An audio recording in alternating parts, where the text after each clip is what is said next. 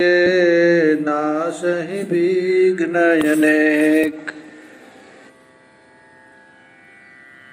हरि व्यास तेज हरि भजन बल। हरि व्यास तेज हरि भजन बल देवी को दीक्षा दई। खेचरी नर की शिष्य निपट अचरज यह आवे। बीतित बात संसार संत मुख कीरति गावे। बैरागिन के वृंद रहत संग श्याम सनेही। ज्यों जोगेश्वर मध्य मनो शोभित वैदेही। श्री भट्ट चरण रज परसते सकल सृष्टि जाको नई। हरि व्यास तेज हरि भजन बल देवी को दीक्षा दे। कल हम लोग श्रवण किए थे श्री भट्ट देवाचार्य और केशव काश्मीरी, जिन्होंने निम्बार्क संप्रदाय में रस भक्ति का प्रचार किया। एक केशव काश्मीरी से ही प्रारंभ हुआ, जिन पर 3 महापुरुषों की कृपा हुई, रामानंदाचार्य और श्री चैतन्य महाप्रभु। रामानंद स्वयं राम, रामानंद जी साक्षात भगवान राम के ही अवतार है। और चैतन्य महाप्रभु राधा कृष्ण मिलित तनु। इन दोनों महापुरुषों की कृपा हुई किन पर? केशव भट्ट जी पर, केशव काश्मीरी, जिसमें निम्बार्क संप्रदाय में इसके बाद रस भक्ति का प्रचार हुआ। और इन्हीं के श्री भट्ट देवाचार्य जी के शिष्य थे कौन? हरिव्यास देवाचार्य।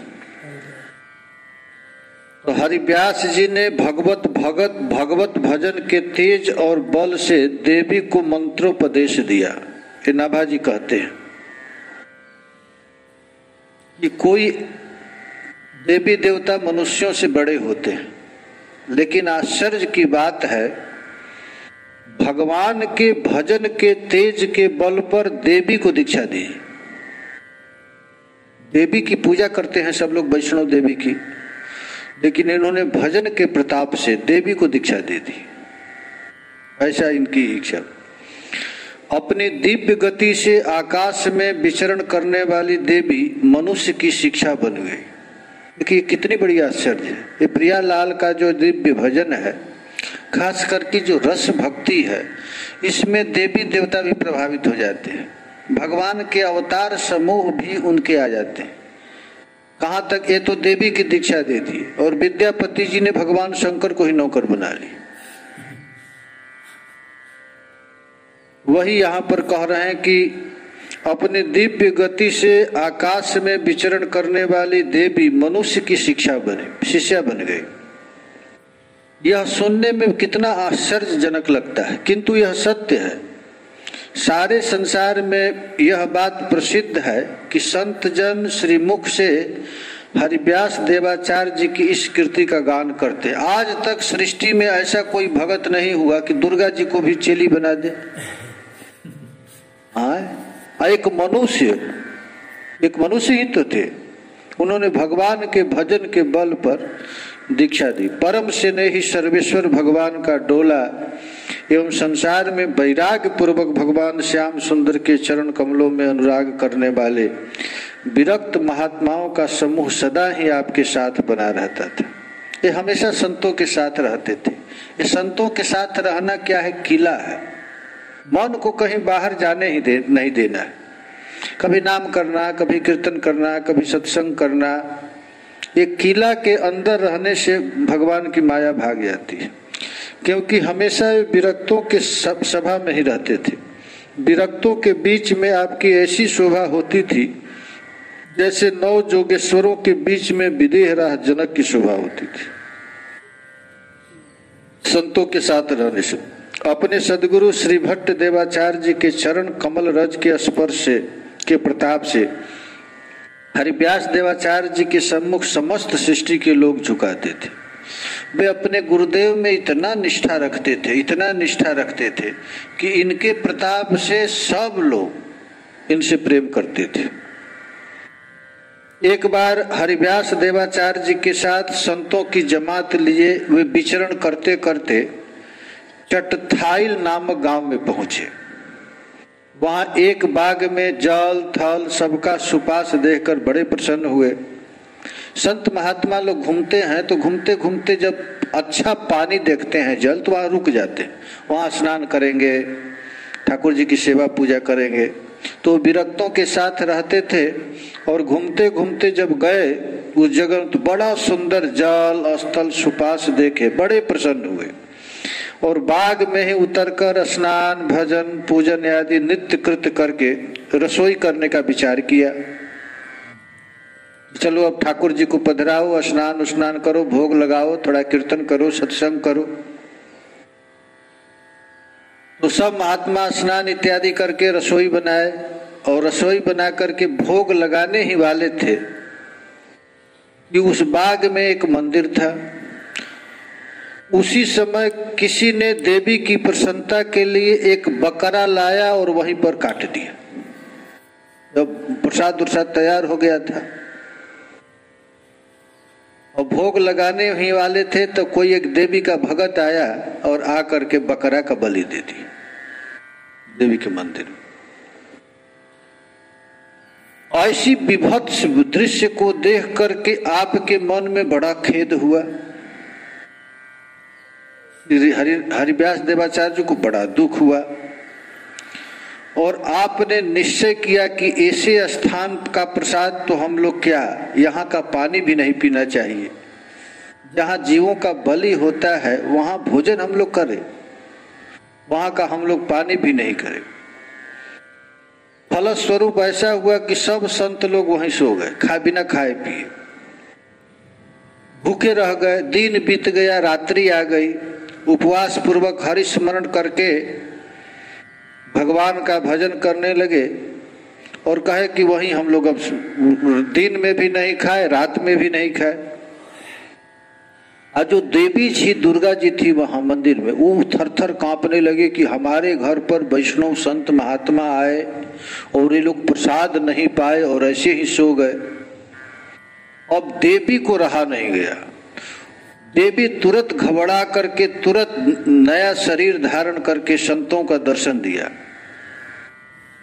रात्रि में देवी प्रकट होकर के एक शरीर धारण करके संत के पास आए और दर्शन करके संतों को प्रणाम की और प्रणाम करके देवी कही कि महाराज आप लोग चिंता मत कीजिए, आप लोग रसोई बनाइए, भूखे क्यों बैठे हैं। आप लोग उत्तर दिए कि रसोई कौन करे। पहले करने का विचार था परंतु यहाँ की स्थिति देखकर मन में बड़ा दुख आई है, हम लोग अब भोजन नहीं बनाएंगे। बहुत खिन्नता हुई और भूखे ही रह गए, जल तक नहीं पिए। वह देवी कहने लगी देखिए मैं ही हूँ, आज मैंने भक्ति का तेज, अतः आप लोग कृपा करके मुझे भी आज भक्ति का दीक्षा दे दीजिए। आज से मुझे आप लोग शिष्य बना लीजिए। आज से मैं कान पकड़ती हूँ, कभी मांस नहीं खाऊंगी। देवी ने प्रतिज्ञा की। देखिए संत महात्मा कहीं आए और बिना खाए सो जाए तो महाराज पूरा कुल नष्ट हो जाता है। तो देवी भी थर थर कांपने लगी कि हमारे घर पर ये महात्मा लोग आए और खाए नहीं, अब क्या करें। तो देवी प्रकट होकर के हरिव्यास देवाचार्य जी के चरण पर गिर गई और गिर करके कही कि महाराज आप हमें दीक्षा दे दीजिए, आज से मैं भी वैष्णव बन जाऊंगी, आज से मैं भी मांस मछली लहसुन प्याज नहीं खाऊंगी, हम भी वैष्णव ही बन जाती हूँ। करी देवी शिष्य सुनी नगर को सटकियो, पलकी को खाट जाकी बड़ो सरदार। चढ़ी मुख बोले हो तो भाई हरि व्यास दासी, जो न दास हो तो अभी डर मारे। देवी क्या की कि तुरंत वहां का जो मालिक था उस गांव का, उसके पास गई और जहां सोया हुआ था उसके खाट को पटक दी, खाट समेत भूमि पर पटक दी और पटक करके उसके छाती पर चढ़ गई और कहने लगी कि तुम लोग बनो या न बनो, मैं आज हरिव्यास देवाचार्य जी की शिष्य बन गई हूं। और तुम लोग भी पूरे गांव मिलकर उनका शिष्यत्व ग्रहण करो, और यदि तुम लोग उनका शिष्यत्व नहीं स्वीकार करोगे तो अभी अभी मैं सबको मार डालूं। ये देवी प्रकट होकर के गई सपना में। हम तो जाकर उनसे दीक्षा ले ही ली, और तुम लोग भी जाकर के दीक्षा लो, और नहीं लोगे तो सबको मार।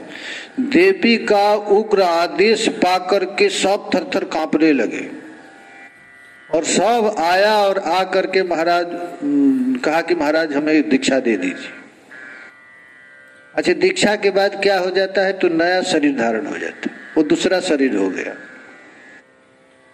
इस प्रकार आपने परम हिंसक को भी भक्ति का उपदेश देकर के संसार सागर से पार कर दिया। देवी को भी दीक्षा दे दी, और उस गांव में रहने वाले जितने व्यक्ति थे सबको दीक्षा दी, और सबको आपने वैष्णव बना दिया। सब लोग भक्ति करने लगे, सबको मंत्र दीक्षा मिल गया, योग पीठ मिल गया, मंत्र स्मरण करने लगे, सब अपने स्वरूप का चिंतन करने लगे, और सब लोगों को अब कैसे खाना है, कैसे रहना है, कैसे आचमन करना है, आचार विचार जितना है सबको सिखा दिए।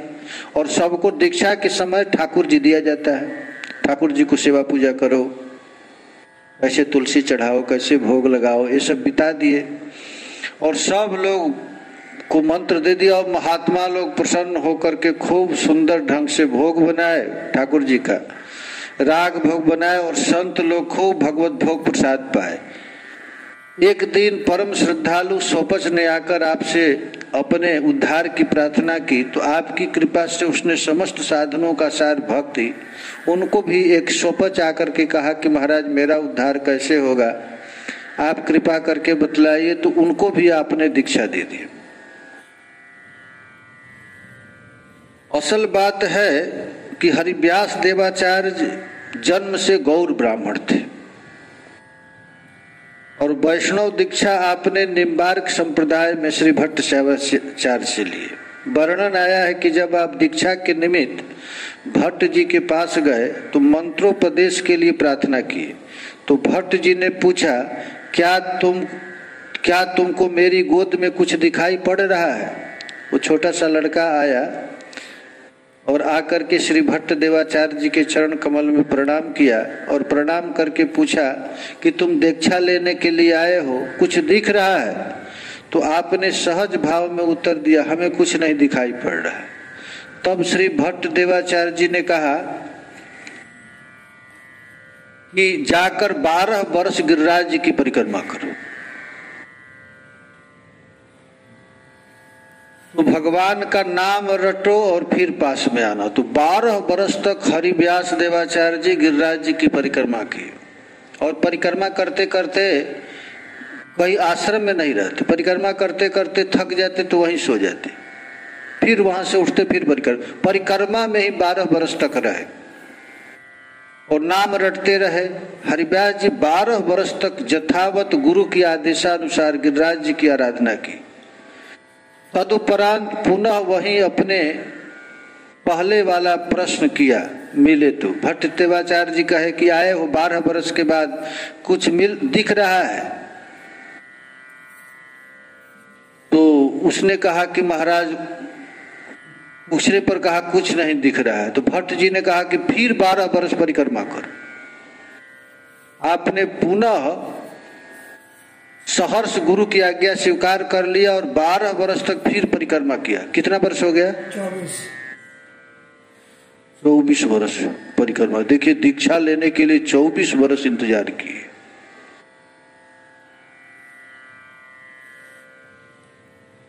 अब की बार आने पर जब गुरुदेव जी ने अपना प्रश्न दोहराया तो आपने कहा, जय जय, आज तो आपकी गोद में विराजमान प्रिया प्रियतम के साक्षात दर्शन हो रहे हैं। 24 वर्ष के बाद आए तो पूछे कि कुछ दिख रहा है? तो कहे, जय जय प्रभु, आज तो दिख रहा है, आपके गोद में प्रिया प्रियतम खेल रहे हैं। देखो,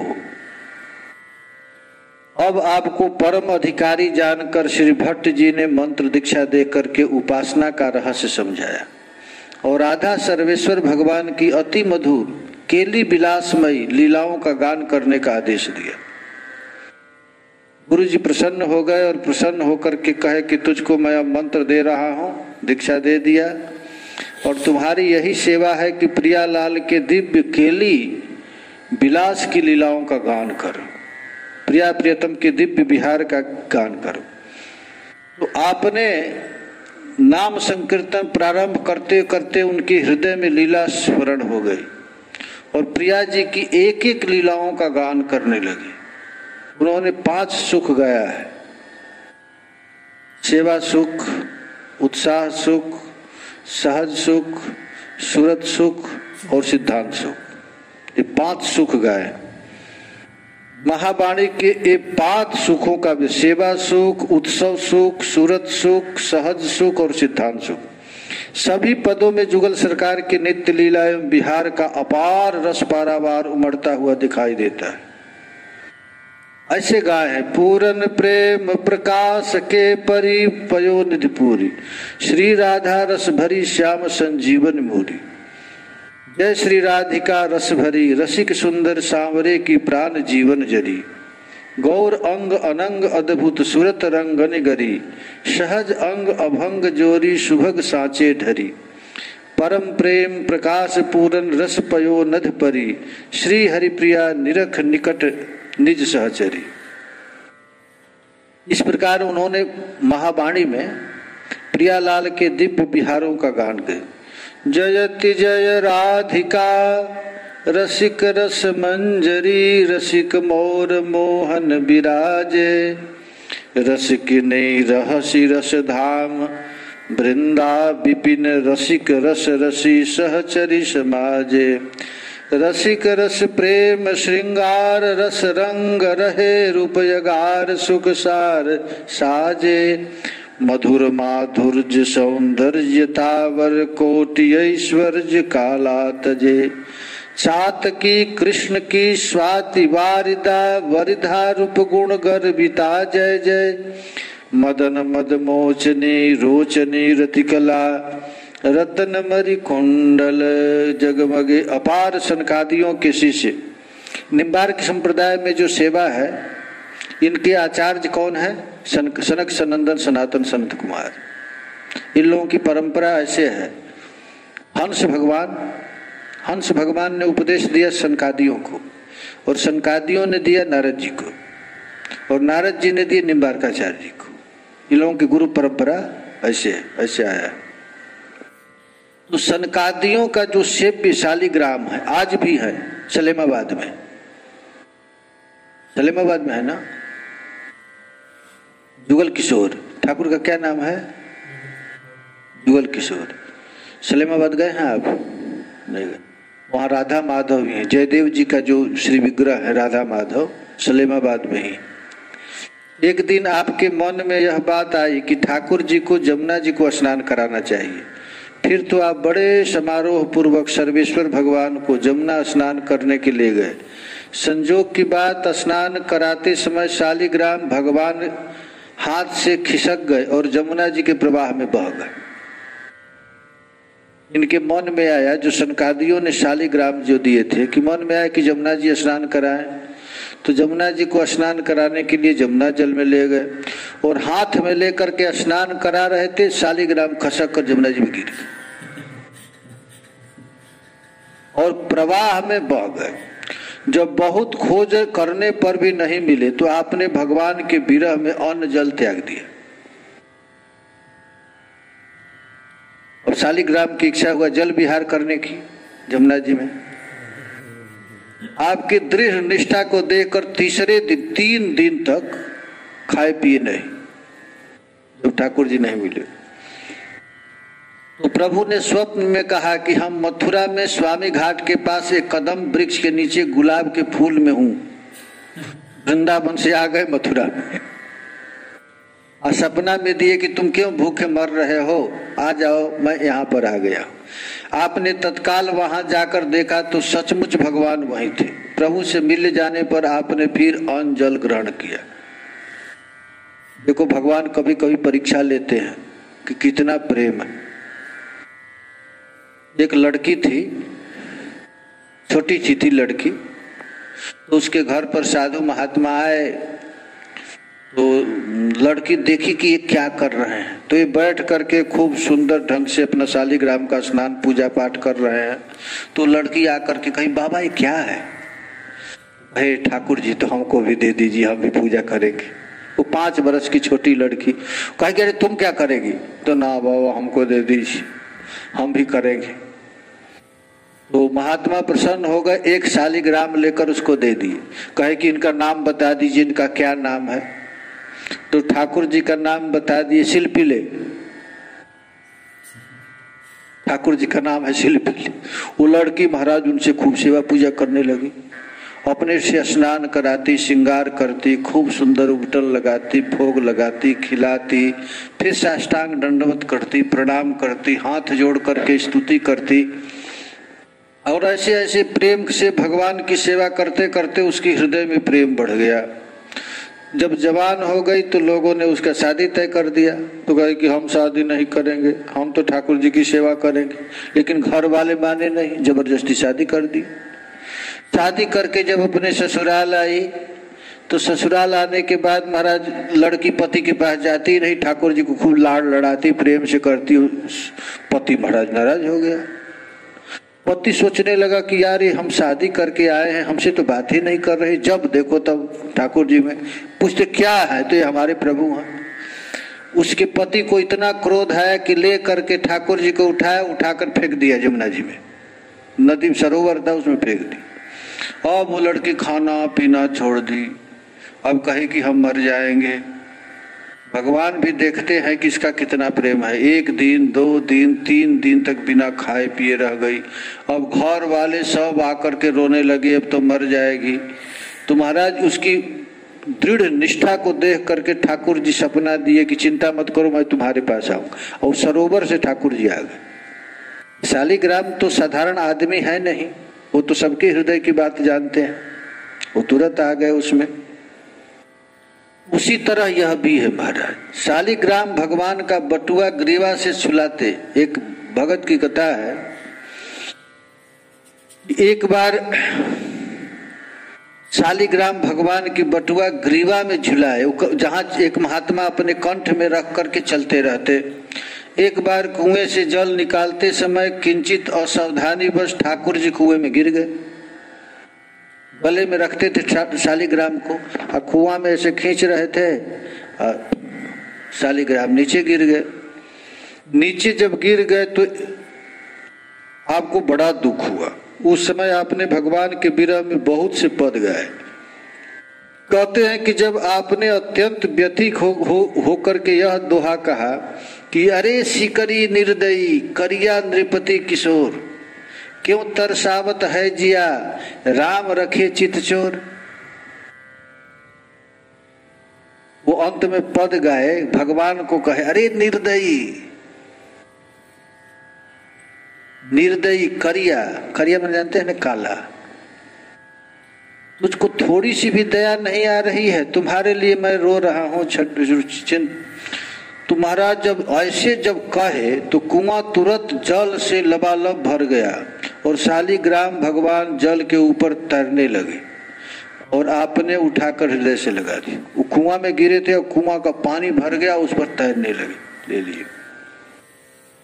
एक बार दाक्षिणात्य ब्राह्मण श्री रूप रसिक जी हरिव्यास देवाचार्य जी का प्रभाव सुना तो मन में निश्चय किया कि मैं इन्हीं से वैराग्य दीक्षा लूंगा। परंतु जब वे अपने देश से मथुरा वृंदावन आए तो यहाँ आने पर पता चला कि आप नित्य लीला में प्रवेश कर गए। तब उन्होंने अनशन करके शरीर छोड़े देने का विचार किया। 3 दिन तक मथुरा विश्राम घाट पर बिना कुछ खाए पिए पड़े रहे। उनकी दृढ़ निष्ठा देख करके हरिव्यास देवाचार्य जी नित्य धाम से आकर दर्शन दिए और कहे कि हमको श्री जी ने तुम्हें उपदेश देने के लिए भेजा है। रूप रसिक जी आचार्य चरणों का दर्शन कर एवं श्री जी की कृपा विचार करके आत्मविभोर हो गए। तत्पश्चात हरिव्यास देवाचार्य जी ने उसे पंच संस्कार पूर्वक वैष्णवी दीक्षा दी एवं लीला का अनुचिंतन करने के लिए महावाणी जी सौंपी और आदेश दिया कि इसका प्रचार करना। आगे चलकर रूप रसिक देवाचार्य जी के द्वारा खूब भक्ति का प्रचार हुआ। आपने खूब ढंग से, देखिए भगवान की भक्ति का प्रचार की यही विधि है। ये जब तक किशोरी जी की कृपा नहीं होती है तो जगत में जो रस भक्ति है इसकी आविष्कार करने वाला प्रिया जी किसी संत के माध्यम से। और खास करके हम लोग कलियुग में हैं तो कलियुग में और भक्ति इतना जल्दी सिद्ध नहीं होती, ये मधुर रस जल्दी सिद्ध हो जाता है। क्योंकि इस जगत में प्रायः प्रत्येक व्यक्ति संसार में भटके हुए जीव हैं, उनको खींचने के लिए मधुर लीला है।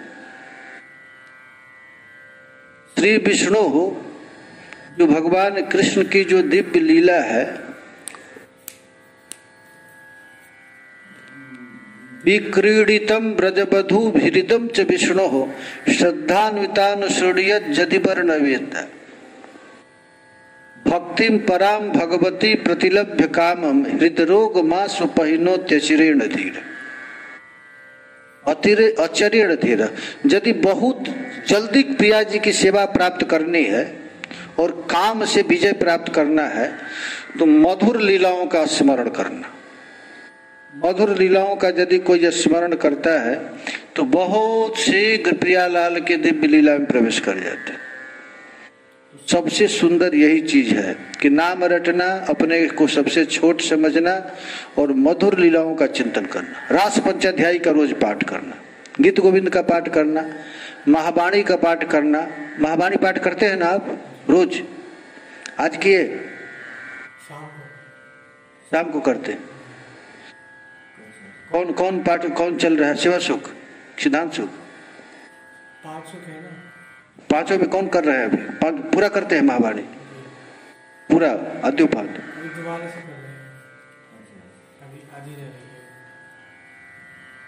रोज नित्य पूर्वक पाठ करने से ये प्रियालाल का जो नित्य लीला ये भजन है महाराज, इनका चिंतन करना, इनका भजन करने से भगवान की प्रेम भक्ति प्राप्त होती है। जय जय श्री राधे ब्रजरानी राधा रानी की जय।